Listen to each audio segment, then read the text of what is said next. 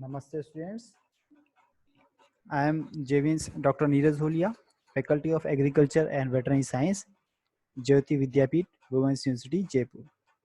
So we are here to discuss the topic that is production of inoculum. So this topic is comes under this subject upstream and downstream process. So what is an inoculum or inocula? So inoculum is defined as a primary source of for the fermentation process or for the culture process. So it is a initial source of the microorganism which will use the your culture media and will provide the desired product you want. Okay, so the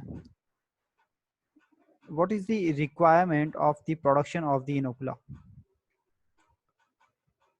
So the main objective of the inoculum development is the decrease the lag phase. Okay, so when we studied the growth of the microorganism, we have studied about the lag phase. Okay, so lag phase is the initial phase in the bacterial growth or the culture when the microorganism is adjusting itself. Okay, so in if this phase is not very much productive and the length of the lag phase will affect the economy of any industrial industry. Okay, so the main objective of inoculum development for bacterial fermentation is to decrease the lag phase. So we want to decrease the time of the lag phase. Okay, so a long lag phase is not only a wastage of time but also medium consumed in maintaining a viable culture prior to growth.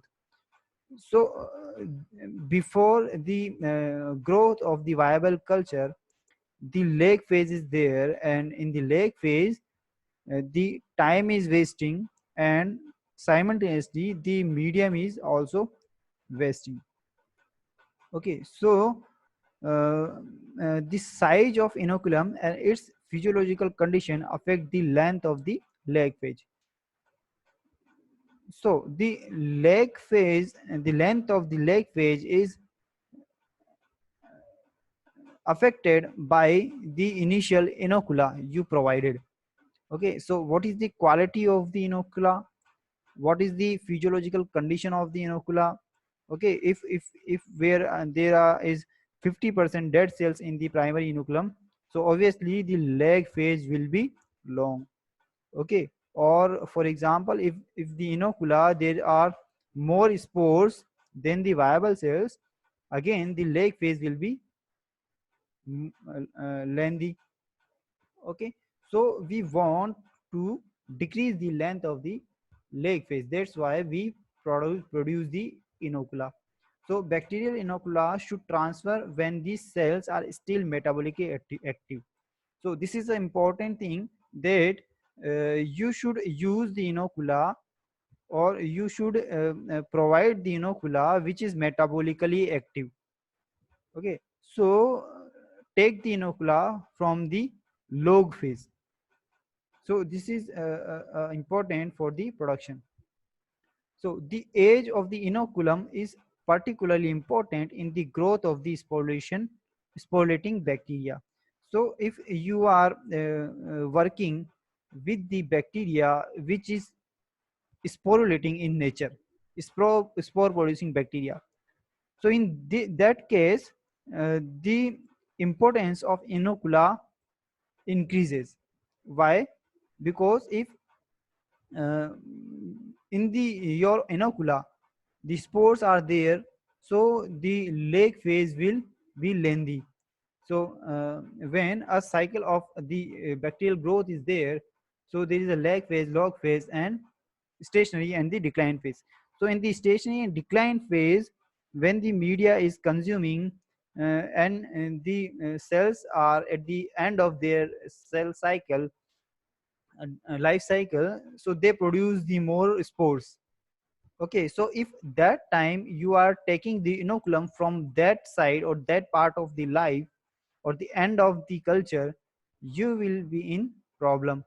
So because there in that culture the spores are there, so never use the last phase culture if the bacteria is sporulating for sporting induction.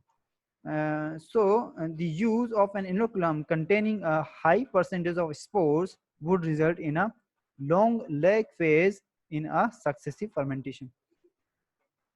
So the commercial production of proteases uses 5% inoculum of thermophilic bacillus in logarithmic phase.